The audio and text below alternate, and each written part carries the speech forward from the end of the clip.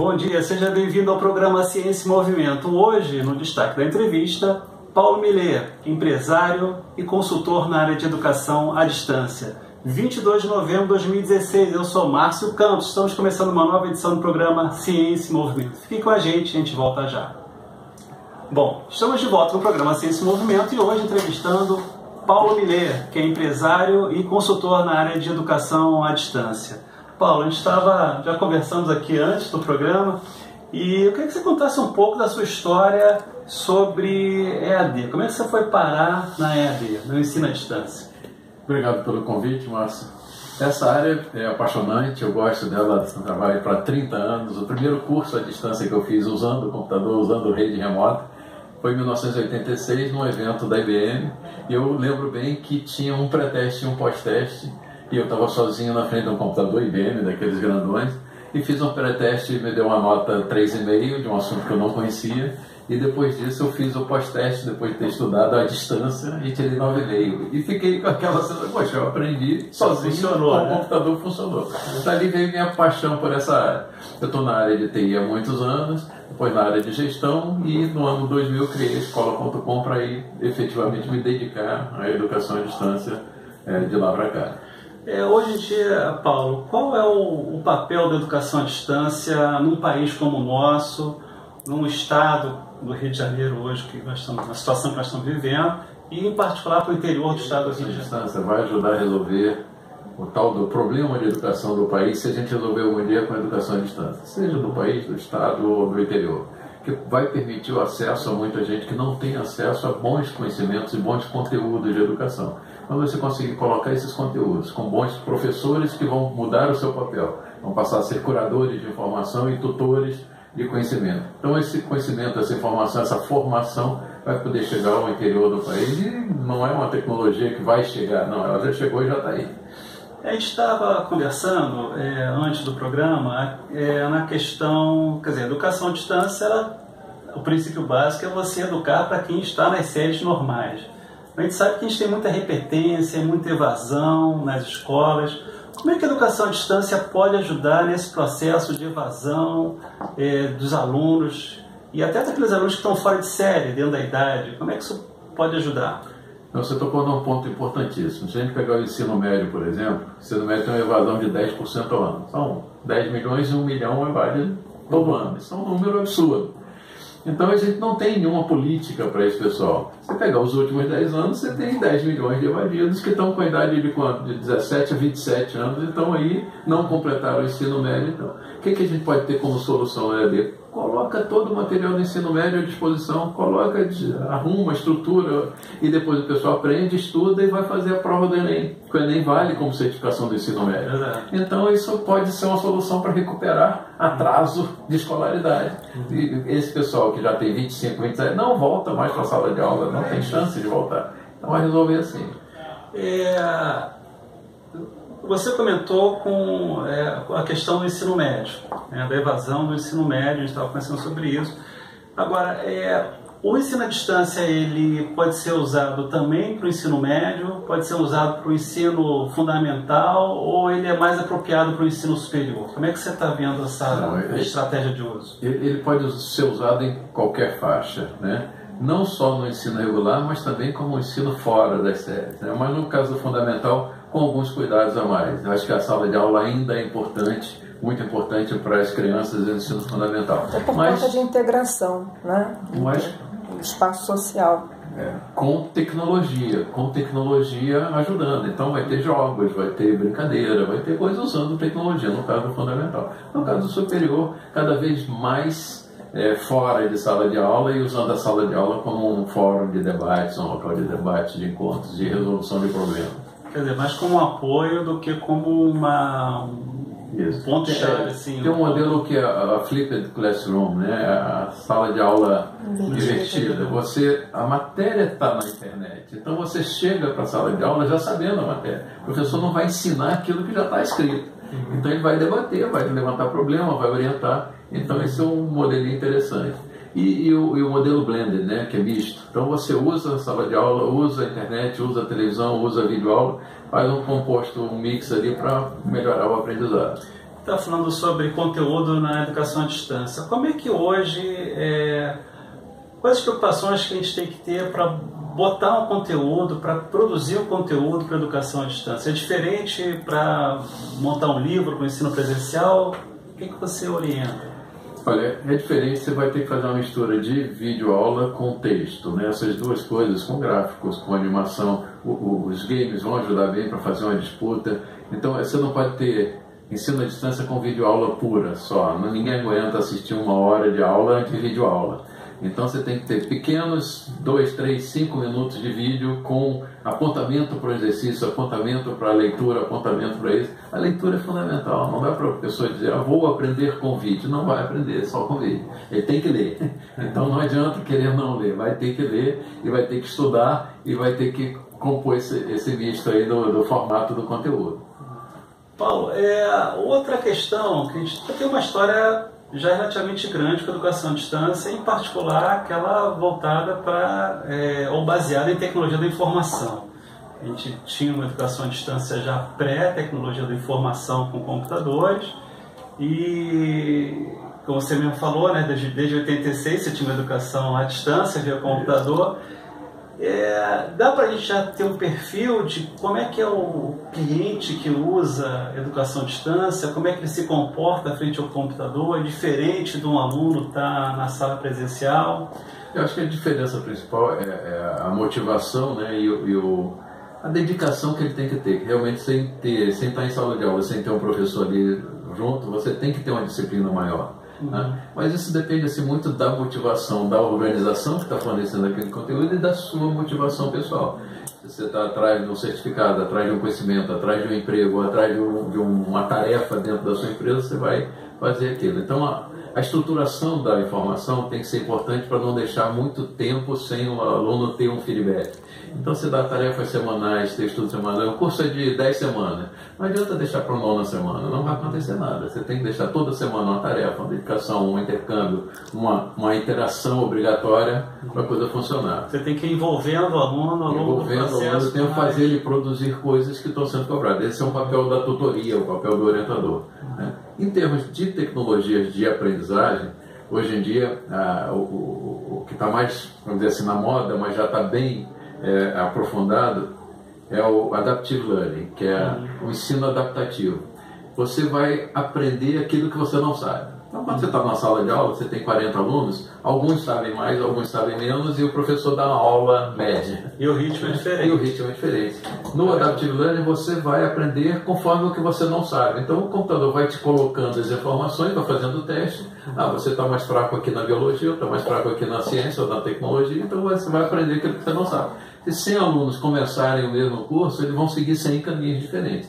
Essa é a lógica do aprendizado personalizado, que está se chamando assim. Isso aí, juntando com alguma coisa de gamificação, né, para tornar mais lúdico esse aprendizado, essas duas vertentes para o lado do aluno vão melhorar muito. Para o lado do professor, do autor, do tutor, o Big Data. Porque o Big Data vai permitir a gente descobrir uma coisa que é diferente. Como é que as pessoas aprendem? Isso é um mistério. A gente não sabe muito bem como é que as pessoas... É um processo mental que ocorre. De repente aprendi. Então, se você estiver monitorando permanentemente, a cada segundo, bilhares de alunos, você vai perceber, poxa, esse aluno que é bom aprendeu seguindo esse caminho. Esse aluno que é ruim não aprendeu seguindo esse outro. Por quê, né? Com milhares de informações dessas, você vai perceber, dependendo do perfil da pessoa, da personalidade, do jeito que ele aprende mais assim, assado, a performance tende a ser bem melhor. A gente está falando muito sobre escola, quer dizer, EAD para um ambiente escolar tradicional, ou não. Para o lado das corporações, como é que funciona o ensino à distância pelas corporações? Tem alguma diferença do tradicional? Não, a diferença é mais o foco, né, que é mais prático. Né? Nas corporações é mais voltada para o negócio, é mais voltada para o problema que está ocorrendo naquele segmento. Talvez o cruzamento maior se dê na pós-graduação Lato Sensu, que é a especialização. Esse é o cruzamento que dá mais próximo entre a empresa e a academia. Mas nas universidades corporativas, né, o foco é resolver problemas que a organização está tendo de pessoal. E as pessoas vêm muito mal formadas, então a organização tem que formar. E o EAD resolve isso. Não faz mais sentido você mandar uma pessoa viajar para São Paulo, para o Rio, ou para Brasília para fazer um curso. Isso é muito caro. Então você tem 1000 empregados e tem que mandar essas pessoas viajarem. Não pode ser mais assim. Então o ensino aprendizado tem que acontecer à distância. As corporações perceberam isso rapidamente pelo lado custo. Então está funcionando assim. A gente tem muito curso hoje que é oferecido de forma que chamam de MOOC, né, o MOOC, que são aqueles cursos massivos de ensino à distância. E aí você tem menos interação com o professor do que o tradicional ensino à distância, que replica, de certa maneira, até o ensino presencial. Isso funciona mesmo? Isso é uma tendência? Como é que você está vendo isso? Eu gosto muito dos MOOCs, né, dos MOOCs, gosto bastante. Você passa a ter acesso à informação que você não teria. Os melhores professores das melhores universidades, isso começou com Stanford, MIT, Harvard, Universidade do Texas, se associaram e começaram a fornecer cursos gratuitos, livres, com professores que são os professores da universidade. Então você passa a ter acesso a um conhecimento que não teria. A metodologia em si tem pouca interação com o professor, mas tem muita interação com os alunos. Então, eles têm um modelo de correção por pares, né, um peer correction, que é assim, como é que o professor vai corrigir 100 mil trabalhos? Eu entrei num curso lá e vou entregar meu trabalho. Ele diz assim, não, para você ter o seu trabalho corrigido, você tem que corrigir o de 5 outros. Aí entendi, os pares, os alunos corrigem os trabalhos entre si. E o professor dá um roteiro de correção, como é que você deve corrigir aquilo. Isso resolveu aí um problema de massa legal. Outra coisa é perguntas, né? Não, o tutor responde perguntas, ele tem capacidade de responder milhares de perguntas.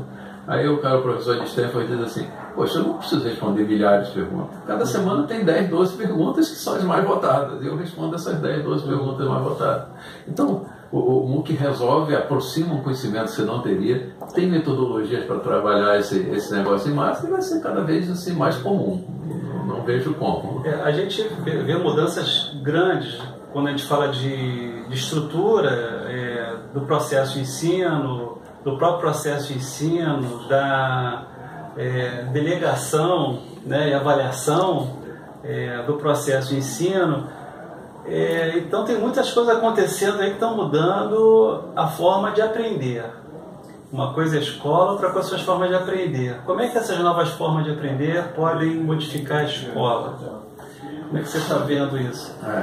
A escola não é sinônimo de educação, né, de aprendizado. A escola é um local, né, e aprender e educar é uma função, é um aprendizado. Então a escola é um local. Você pode estar ali ou pode estar em qualquer local. Então só separando isso. O papel do professor muda, né? Nesse mundo da tecnologia entrando em todas as profissões, está acontecendo uma grande desintermediação. Então, quem é intermediário está saindo do processo. Então, se eu tenho um professor que vai para a sala de aula e fala o que está escrito, ele é um intermediário que vai ser eliminado, não tem chance de não ser eliminado. Então, o papel do professor tem que mudar. Ele tem que ser tutor, orientador, auditor, interventor, ele vai cuidar de ajudar, ajudar o aluno a aprender. Né? O curador de informações, informação na internet está um monte de coisa. Então você dizer, olha, estuda aqui, estuda aqui, estuda aqui. Aí nós vamos falar agora, repetir aquilo que já está escrito não faz sentido. Então a modelagem do aprendizado vai mudar muito. Muito para o lado de autoaprendizado, né? Aprendizado sozinha e com redes, né? Com interrelação entre os pares.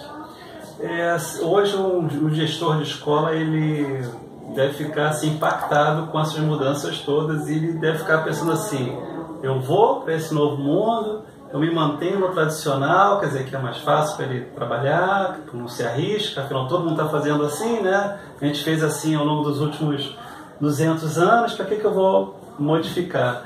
Que orientação você daria para um gestor de escola que tem que fazer uma transformação na sua escola?